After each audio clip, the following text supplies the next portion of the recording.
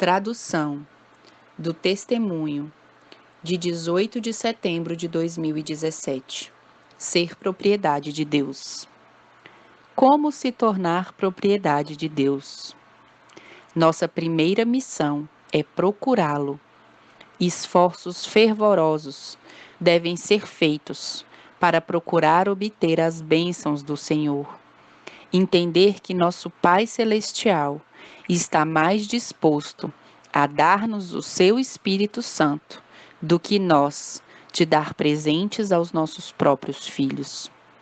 Devemos levar a sério e exercer na prática constante confissão de nossos pecados, a humilhação diante de Deus, o arrependimento, a oração fervorosa, consertar aquilo que sabemos que devemos fazer. Devemos entender que devemos cumprir com as condições às quais Deus prometeu conceder-nos a sua bênção. Porque se não cumprirmos as condições, Deus não pode dar-nos a sua bênção. Então, o que nos impede de conseguir isso? Enquanto as pessoas estão tão destituídas do Espírito Santo, elas não podem apreciar a pregação da palavra. Enquanto estamos nas coisas deste mundo, enquanto as coisas deste mundo são muito mais importantes para nós, o Espírito Santo que está disponível não pode realizar o trabalho em nós, se não permitimos. Como saber que há um verdadeiro reavivamento? Porque começa a haver uma luta espiritual entre o que eu devo fazer e o que eu quero fazer. Lutam as forças da justiça e da injustiça, e começa a haver uma luta entre o bem e o mal. E começamos a ver essa parte bem marcada em nossas vidas, na sociedade, e especialmente na igreja. Os antigos porta-bandeiras sabiam o que era lutar com Deus. Eles lutaram com Deus em oração. E o resultado foi desfrutar do derramamento do Espírito Santo. Agora então, as perguntas são: e quem surge para ocupar esses lugares? Como é a nova geração de hoje? A nova geração cristã de hoje, ou a nova geração que se diz ser cristã hoje? Essa geração é convertida a Deus? Estamos atentos ao trabalho feito no santuário celestial? Estamos esperando que a igreja se reavive? A resposta a essas perguntas é encontrada em Mensagens Escolhidas, volume 1, página 122. Lá, a serva de Deus responde a essas perguntas. Esse tempo nunca virá. O tempo que nunca virá é que, se nós estamos esperando que a igreja vai ser revivida plenamente, este tempo nunca chegará, porque este reavivamento é individual. E por quê? Porque nem todos se unirão em oração fervorosa e eficaz. É preciso se afastar. É preciso uma consagração total e constante para saber, para buscar o que é a vontade de Deus. Se lermos no livro Verdade sobre os Anjos, onde está falando sobre Enoque, diz que esse homem foi tão amado por Deus, a ponto de que Deus decidiu levá-lo para o céu, porque Enoque separava todos os dias tempo de qualidade para estar com Deus, para procurá-lo, para entender, para saber qual era a sua vontade.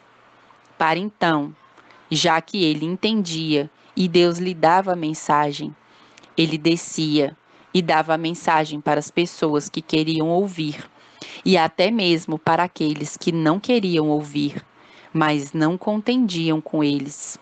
Ele não contendia com eles, ele simplesmente lhes dava a mensagem se virava e se retirava para buscar mais direção de Deus, mais consagração, mais para estar na presença de Deus, e deixava que o Espírito Santo de Deus fosse e intercedesse com a mensagem que ele havia levado. Então, o trabalho tem que ser feito individualmente.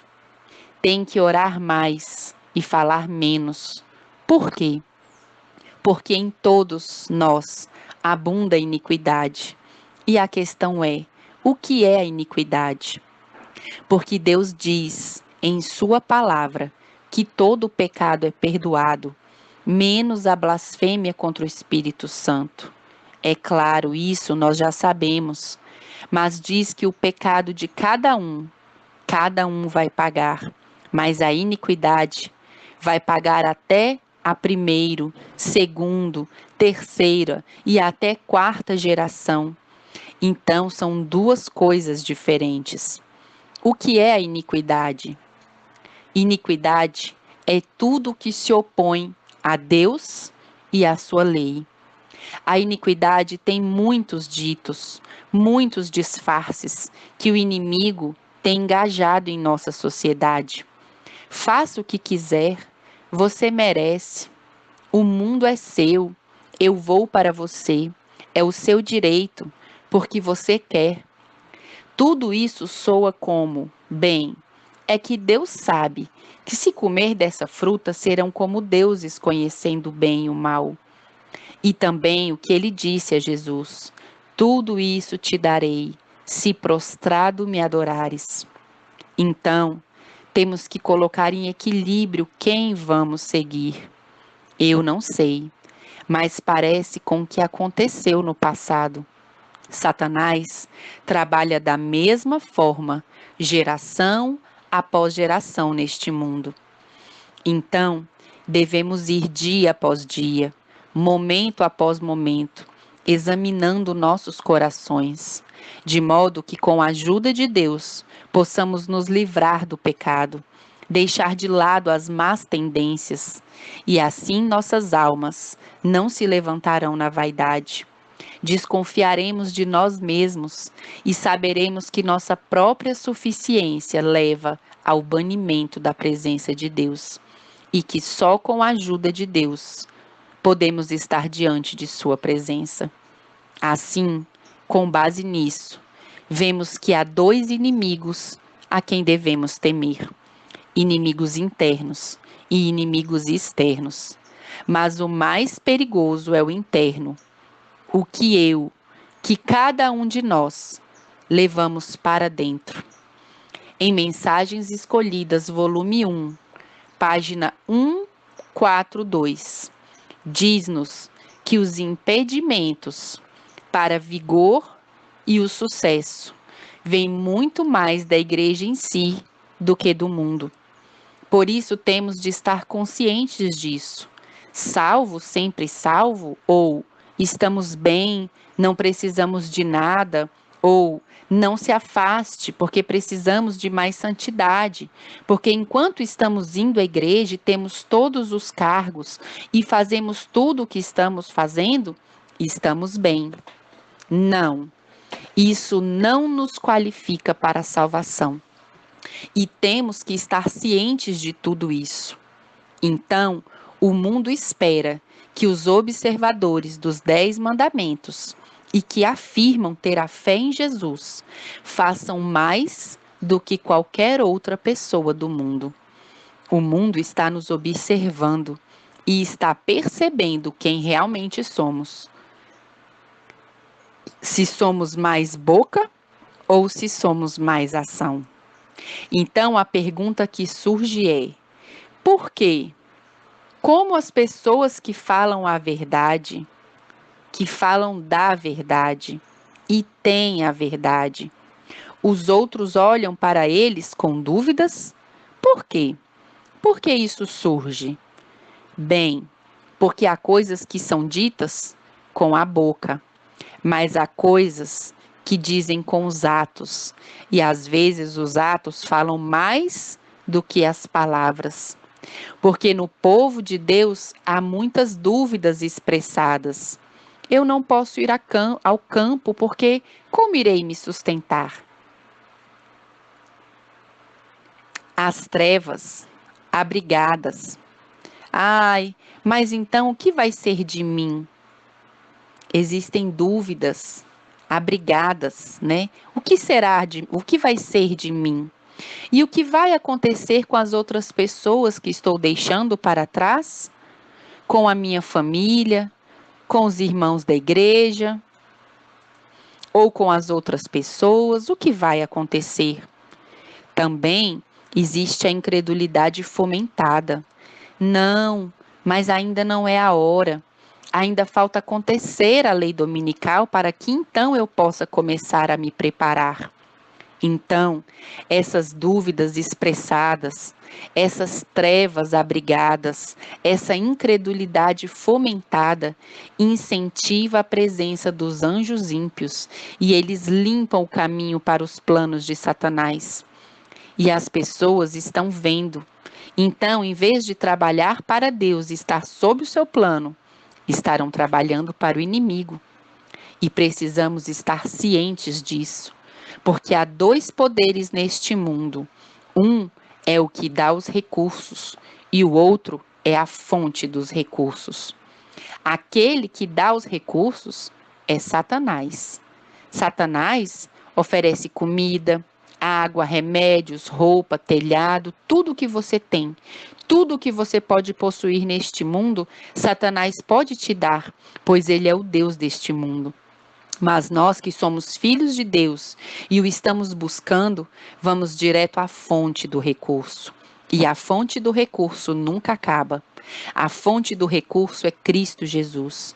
É por isso que ele declara que devemos viver de cada palavra que sai da boca de Jeová. Era a sua vida nesta terra e deve ser a vida de cada um de nós. Portanto, temos um Pai rico, então somos filhos de um rico rei e, portanto, somos ricos. Quando vamos com o Pai dos recursos, então temos tudo deste mundo, mas sabemos que Ele é um Pai pobre, que a única coisa que o aguarda é o fogo eterno. Então Ele não está oferecendo nada, porque a única coisa que está te oferecendo é que você queime com Ele no inferno. E passamos então a ser filhos pobres. Então temos que colocar em questão de que lado realmente queremos estar. Então, sabendo de tudo isso, no que devemos ter atenção? Então vamos olhar e analisar. O nosso adversário não pode ler os nossos pensamentos. Ele não tem esse poder, mas ele é um observador afiado. Ele observa no que estamos interessados, no que estamos pensando, no que estamos vendo, no que estamos ansiosos. Então ele habilmente adapta suas tentações para nos tratar de acordo com o que ele sabe que estamos interessados. Porque como ele não pode ler o pensamento, então ele está inclinado a todas as outras coisas. Então, como devemos proceder diante deste grande instigador? Temos de fazer 3 coisas. Devemos trabalhar para reprimir os pensamentos. Os pensamentos negativos, devemos mudá-los com a ajuda de Deus para pensamentos positivos. Os sentimentos negativos para os sentimentos positivos. E as palavras que os expressam, que expressam o pensamento ou o sentimento, devemos suprimi-las e ir diante de Deus e dizê-las somente a Deus, mas não com a nossa boca, mas com o nosso pensamento, de modo que o Espírito Santo de Deus possa estar em nós e possamos reprovar e possamos mudar nossa natureza de queixa. Que o sentimento ruim que o sentimento que temos de depressão, de angústia, de ansiedade, seja trocado por sentimentos de esperança, de alegria, de fé, de verdade, dos caminhos e da verdade de Cristo Jesus. Então, Dessa forma, Satanás vai ser derrotado, porque Deus diz em sua palavra, e é uma promessa, que se resistirmos ao diabo, ele fugirá de vós. Então, a nossa falta de domínio próprio abre as portas para o inimigo das almas. E é aí que temos que levantar a guarda, as paredes. Temos que acender essa luz de alarme para que não abram a porta para o inimigo das almas.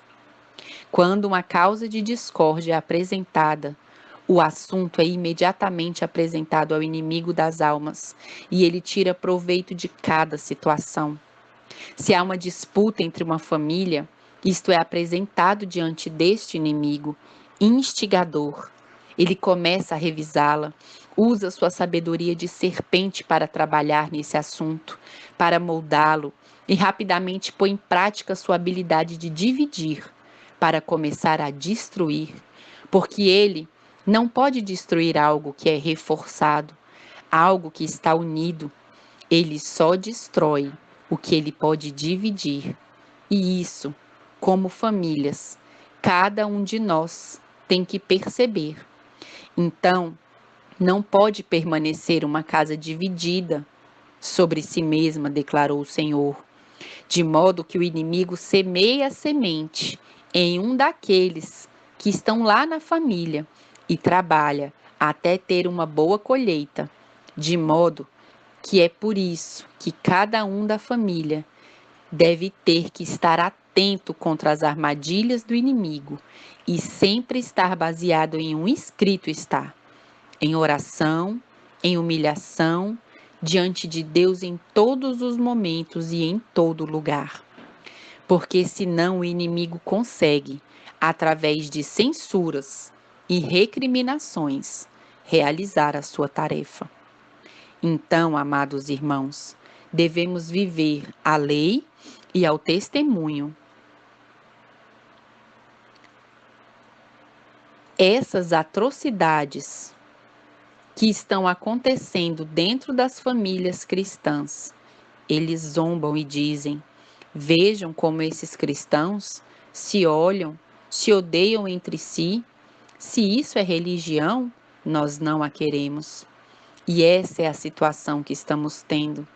Nós sabemos que Satanás preparou artimanhas para quem não está fortalecido. Então, como devemos ser fortalecidos? É a questão.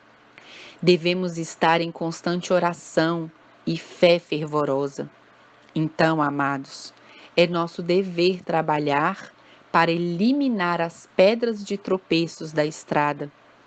Temos que confessar diante de Deus todos os dias, em todos os momentos, em todos os lugares, para abandonar o que está nos fazendo cair no pecado. Não podemos entrar no relaxo de que todos os dias eu peço e todos os dias peço perdão ao Senhor. E como Ele é misericordioso, todo dia Ele vai me perdoar. Não temos que confessar e afastar-nos do pecado. Deus disse à mulher prostituta: vá e não peques mais. Então, nós também vemos que essa mulher foi pega em adultério.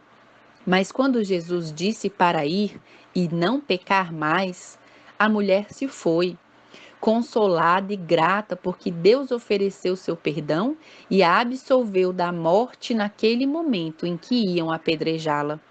Mas também vemos o caso de Maria. Maria era uma prostituta. Quem, por 3 vezes, Deus teve que remover os demônios da prostituição. Então vemos que Deus não tem nenhum problema com a fraqueza humana. O que tem problema é com a pouca vergonha. Então temos que ter vergonha diante de Deus. Ir diante de Deus e dizer: Senhor, é minha culpa, me ajude, eu não quero mais. Então Deus nos dá a força para nos afastarmos, porque por nós mesmos não podemos. Então começamos como Enoque, fortalecendo o nosso caráter, fortalecendo nossa vida espiritual diante de Deus e começamos a superar.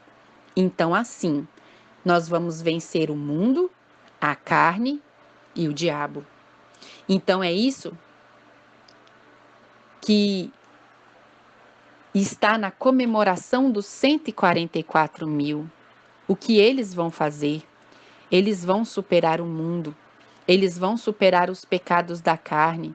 O que chama a sua atenção? Pelo que eles deixaram pelo amor de Deus. E, enfim, eles vão vencer os demônios em nome de Cristo Jesus. Bendito seja o nome de Deus por isso. Devemos decidir abandonar o pecado. É por isso que Deus diz que quando entramos no processo de salvação, o limpo continuará a se limpar e o sujo continuará a se sujar. Portanto, não podemos preparar o caminho ganhando a amizade do mundo, que está em inimizade contra Deus. Precisamos de ajuda divina para quebrar a sua influência sedutora em cada um de nós. Por isso, não podemos, repito, preparar o caminho ganhando a amizade do mundo que está em inimizade contra Deus. Se quisermos ser amigos de Deus, nós automaticamente temos que ser inimigos do mundo. Não inimigo das pessoas, mas inimigo daquele que é realmente nosso inimigo, Satanás, que é aquele que coloca todas as coisas neste mundo. Então, precisamos de ajuda divina para quebrar sua influência sedutora sobre nós, porque por nós mesmos não podemos fazer nada. E isso foi o que Deus ordenou em 1888 por Wagner e Jones. A mensagem de justificação pela fé. Sem Cristo, não podemos alcançar absolutamente nada, nem individual, nem coletivamente. Podemos nos livrar das tentações constantes desse inimigo implacável e determinado. Somente em Cristo Jesus podemos alcançar, mas podemos resistir-lhes com a força de Jesus, e é isso que Ele nos dá, sua graça, seu perdão, sua força, sua ajuda. Então pode e deve haver um afastamento da conformidade com o mundo. Se eu sei que na minha vida eu estou feliz com o que o mundo me dá, e eu me sinto feliz e confortável com o que o mundo está me dando, este é um sinal de que eu estou vivendo para o mundo e eu sou contra o reino de Deus. É por isso que Deus nos chama a afastar-nos de todas as aparências do mal e de todas as ações do mal, de modo que nenhuma chance é dada aos adversários ou àqueles que estão olhando para nós de fora, para dizer como os sodomitas disseram a Ló, quando eles estavam cometendo atos de violência porque queriam conhecer aqueles dois anjos que vieram para Sodoma e Gomorra. E Ló lhes disse: Senhores, por favor, deixe-os em paz. E eles disseram: Quem o colocou por juiz entre nós? Conhecemos a história. Como Abraão teve que descer das montanhas com outros homens de coragem para resgatar Ló, sua família e outros da escravidão em que haviam sido levados, em um determinado momento, antes da destruição de Sodoma e Gomorra. Mas, no entanto, apesar do espanto e do susto que Ló teve, ele retornou e continuou a vivendo atrás dos portões de Sodoma e Gomorra. Aquele homem que era justo não poderia pregar ali, porque ele estava vivendo e gozando dos mesmos dos que ali estavam. Estava entre eles. Deixaram bem claro: você chegou aqui, é um de nós, e agora crê ser nosso juiz? De modo que isso de você ter que estar vivendo nas cidades para evangelizar e você ter que estar no meio da corrupção a fim de evangelizar? Não, não é correto. Temos que ser como Enoque. Ele estava nas montanhas, ele estava com Deus, procurando por Deus, buscando sua presença, buscando sua aprovação, buscando conhecer sua vontade. E quando Deus lhe deu a mensagem, Então foi que ele ia e dava mensagem para aqueles que ele já sabia que o aceitaria.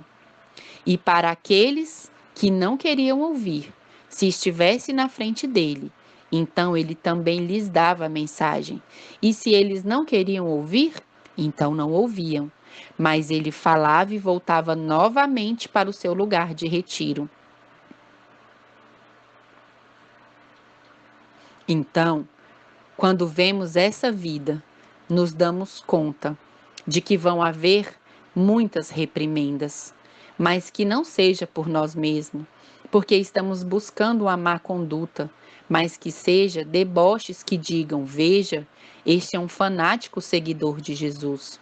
Olha este que louco, está indo para o campo. Está fazendo a reforma de saúde, está pregando sobre o santuário, está pregando sobre 1888, está pregando sobre os fundamentos da palavra de Deus. É melhor criticar-nos por isso, porque eles sempre nos criticam. Mas não nos criticam porque dizem: olha, ele pensa que é um cristão, mas olha, ele está fazendo a mesma coisa que nós. Então temos que seguir os passos do Mestre. Não há nada mais que Satanás tema tanto do que o povo de Deus limpando o caminho. Como podemos limpar o caminho? Removendo todos os impedimentos para que o Senhor possa derramar o seu Espírito Santo sobre cada um de nós. Como podemos fazer isso? Não é nada mais do que fazer uma lista. E todos fazem o mesmo? Não. Cada um de nós tem coisas que só Deus e nós sabemos que devemos limpar, que devemos remover esses anátemas de nossas vidas, de modo que possa ser Deus que mora em nós e nos dê a convicção e a certeza de que isso é o que está errado, e é por isso que Ele não pode derramar o seu Espírito Santo sobre nós. E nós, com a sua ajuda, remover, varrer tudo isso dos esconderijos escuros do nosso coração e mente, para que então o Espírito Santo de Deus possa vir. Enquanto estivermos fazendo a vontade de Satanás, não haverá qualquer reavivamento e não receberemos o Espírito Santo, e veremos como aqueles que cumpriram os requisitos irão recebê-lo e os outros serão deixados para trás. Será muito triste eu ver na minha família que alguém está recebendo o Espírito Santo de Deus e que de repente eu fiquei para trás, porque eu simplesmente não queria cumprir as exigências de Deus, porque eu queria seguir da minha forma, como eu inventei, como eu gostava, como eu entendia. Então vamos observar essa triste situação.